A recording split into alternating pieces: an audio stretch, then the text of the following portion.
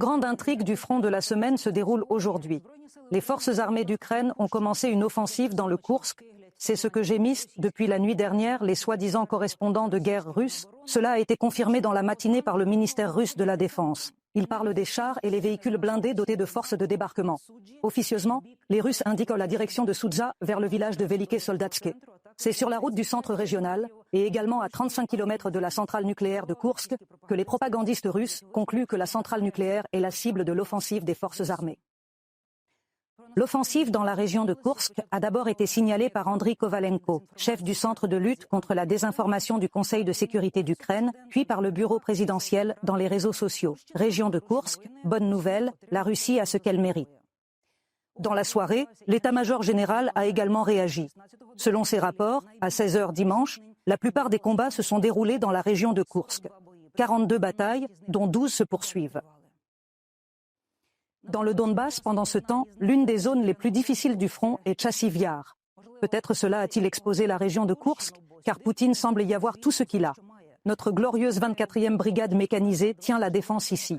Notre correspondant spécial, Oleksandr Zahorodny, a été à Chassiv Yar et à Pokrovsk, continuellement attaqués, où se brisent les vagues ennemies, et pour protéger les soldats ukrainiens là-bas, des drones sont nécessaires en très grande quantité.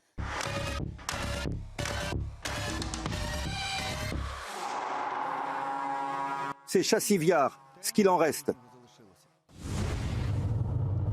Un drone de reconnaissance de la 24e brigade mécanisée enregistre sans émotion les quartiers morts. Ce n'est pas seulement l'ampleur des destructions qui est frappante, mais aussi la volonté maniaque des Russes de s'emparer de ces ruines. Après près d'un an d'assauts incessants, et pour la première fois dans l'histoire, ils ont construit un tunnel maillé sur l'ensemble de la route entre Bakhmout et Tchassovie Yar, soit plus de 10 km. Le ciel est rempli de drones. La route principale menant à cet endroit a été recouverte de filets et une sorte de couloir a été créé où les drones ne peuvent pas voler. Dans cette histoire de propagande, les Russes révèlent un autre grand secret. Pourquoi ils perdent des milliers de soldats dans la bataille de Chassiv Yar ? Le musée Yosif Kobzon se trouve à une courte distance et l'hôpital où est né l'artiste populaire soviétique est situé à proximité.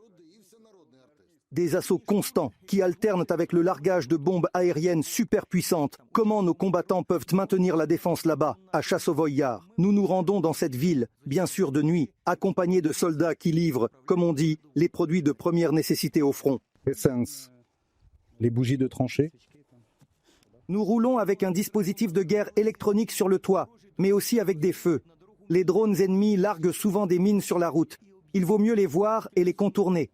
À quelques centaines de mètres de la ligne de front, nous roulons déjà tous feux éteints et à toute vitesse.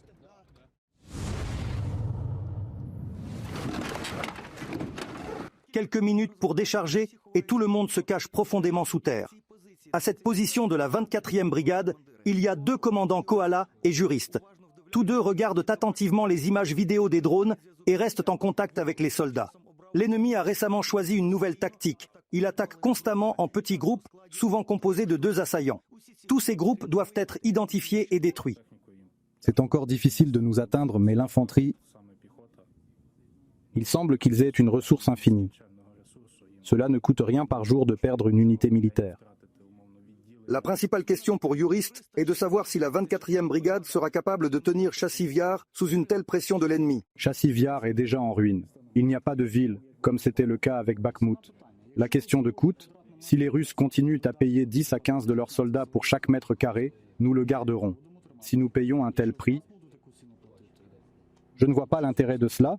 Juriste dans le passé est un médecin de combat et il sait bien le prix que cette guerre impose. Des dizaines de personnes qui auraient pu mourir sont passées par moi. Si quelqu'un a une trousse de premier secours mal assemblée, l'infirmier de combat a des problèmes. Si quelqu'un ne sait pas comment poser un garrot, il ne pourra pas rejoindre sa position. Le commandant a donc sauvé la vie de Sanich. Alors qu'il lui avait déjà dit au revoir, les drones ennemis étaient censés l'achever. J'étais blessé, j'ai retrouvé mon partenaire, mes jambes étaient cassées. Avez-vous eu le sentiment que tout pouvait mal se terminer ? Bien sûr que oui. Ce serait fini, mais comme le commandant vous l'a dit, il y a un bon plan maintenant. Nous partons en buggy. C'est ainsi que nous avons été sauvés. Les règlements militaires exigent que les blessés ne soient évacués que dans des véhicules blindés. Yurist montre le sien. Elle n'a même pas de pare-brise. Il s'agit d'un buggy fait maison qui se fraye un chemin vers l'enfer à chaque fois.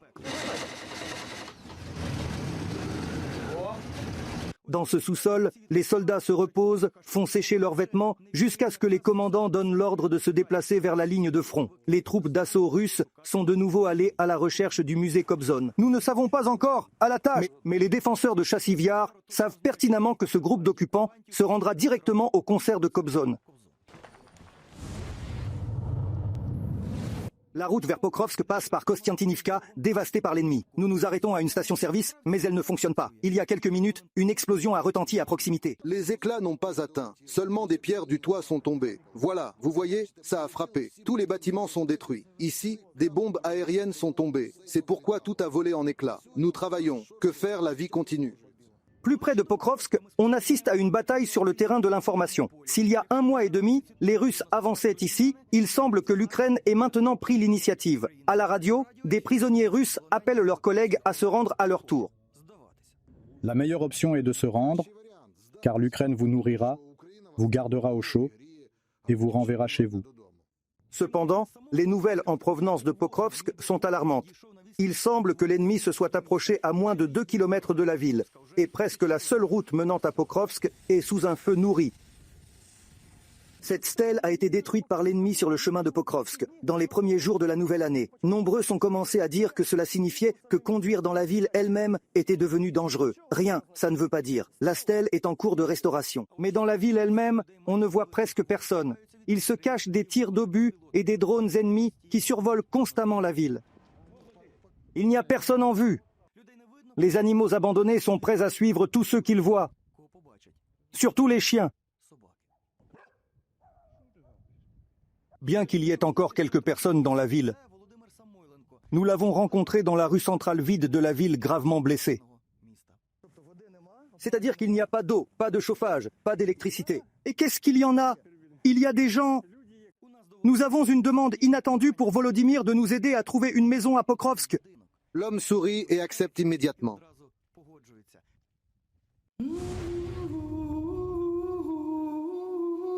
Volodymyr Yevenovitch et moi allons à l'école de musique, où Levantovitch a enseigné et où il a travaillé.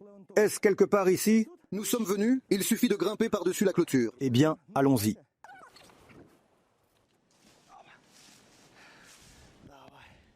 Il s'avère que Volodymyr Samoïlenko connaît bien la biographie du compositeur Mykola Lentovitch. Savez-vous, quand il a écrit le Chédrik, ce n'était pas du tout un événement joyeux. Sa fille était en train de mourir et il écrivait le Chédrik. Un collège de musique, une école primaire et une section d'approvisionnement en eau d'Ukrzaliznytsia. Les autorités auraient envisagé d'y ouvrir un musée, mais n'en ont pas eu le temps. Les chercheurs sont convaincus que c'est ici, à Pokrovsk, que Levantovitch a composé la deuxième version de son célèbre Chédrik. Et peut-être ses premiers accords ont-ils été entendus derrière ces murs, car c'est ici qu'il enseignait la musique aux enfants de la région. Il s'agit d'un ancien collège de musique. Nous défendons Pokrovsk, entre autres, pour préserver la mémoire des nôtres. Chédrik.